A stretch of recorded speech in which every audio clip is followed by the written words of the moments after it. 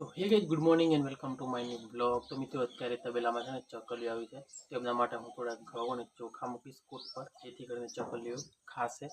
તો એ ઘણી બધી ચકલીઓ આવી છે તબેલામાં.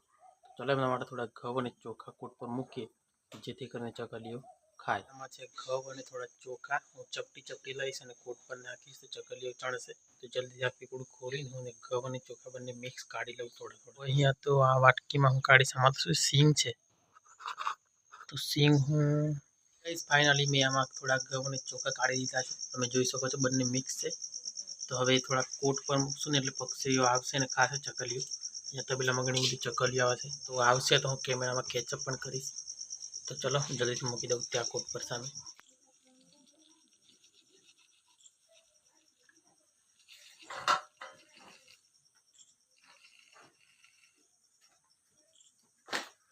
તો ફાઇનલી મિત્રો મેં કોટ ઉપર ઘઉં અને ચોખા બંને વાવી દીધા છે આમ છેક સુધી. ચકલીઓ આવશે ને ખાશે. તો અત્યારે હું આવી ગયો છું. આ મેં અહીંયા જે આંબો રોપ્યો છે ને આ બાજુ અહીંયા, તો આંબાને જોવા માટે આવ્યો છું સ્પેશિયલ. આંબાની આજુબાજુની જગ્યા તમે જોઈ શકો છો. તો મિત્રો તે આંબો છે ખુલ્લી જગ્યામાં છે અને ત્યાં બકરાઓનો ક્રેઝ વધારે છે, કારણ કે બકરાઓ ત્યાં બહુ બધા જ આવે છે અને જાય છે. તો એ માટે મારે આંબાની સેફટી કરાવવી પડશે. તો મેં વિચાર કર્યો છે કે બજારમાંથી જાળી લાવું અને આંબાને ઉપર પહેરાવી દઉં, કારણ કે જો આંબો એટલે એમને હું રવા દઈશ તો બકરીઓ ખાઈ જશે. એટલા માટે થોડીક સેફટી જરૂરી છે આંબા માટે. તો મેં એવું કંઈ વિચાર્યું છે કે બજારમાંથી જાળી લાવીને એને પહેરાવી દઉં ઉપર, જેથી કરીને આંબો સુરક્ષિત રહે ને. એટલા માટે મેં એવું વિચાર્યું છે. પરંતુ ચલો વિચારીએ આગળ શું થાય. લાવશું તો હું બ્લોગમાં તો બતાવીશ. એ વખત જોયું હશે કે નાના નાના છોડવાઓ પર જાળી પહેરાવેલી આવે છે.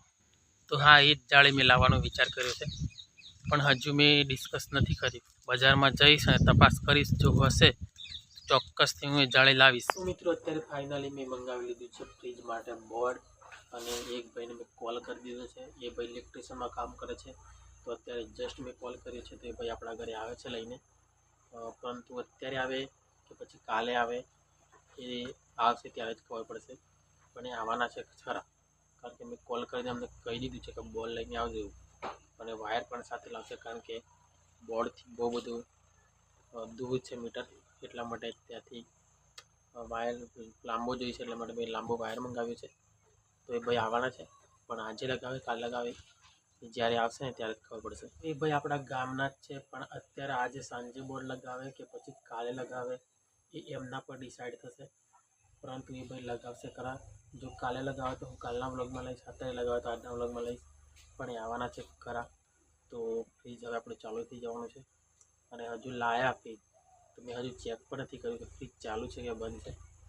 પણ એ ભાઈ આવે ને ત્યારે લાઇટની સગવડ થશે ને ત્યારે જ કન્ફર્મ કરીશ હું કે ફ્રીજ ચાલુ છે કે બંધ. અત્યાર સુધી મેં ફ્રીજનો કેબલ આમ કરીને બોર્ડમાં પણ નથી નાખ્યું.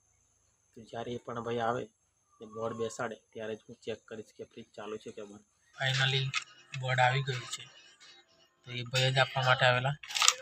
તો હવે એ ભાઈ મશીન નથી લાવ્યા, ડ્રીલ મશીન.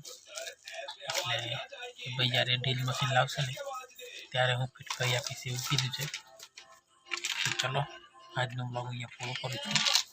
આઈ હોપ કે તમને આજનો વિડીયો ગમ્યો હોય તો વિડીયોને લાઈક, ચેનલને સબસ્ક્રાઈબ કરી ભાઈને ફૂલ સપોર્ટ કરવાની આશા રાખું છું. ચલો મળશું કાલે નવા બ્લોગ સાથે. ત્યાં સુધી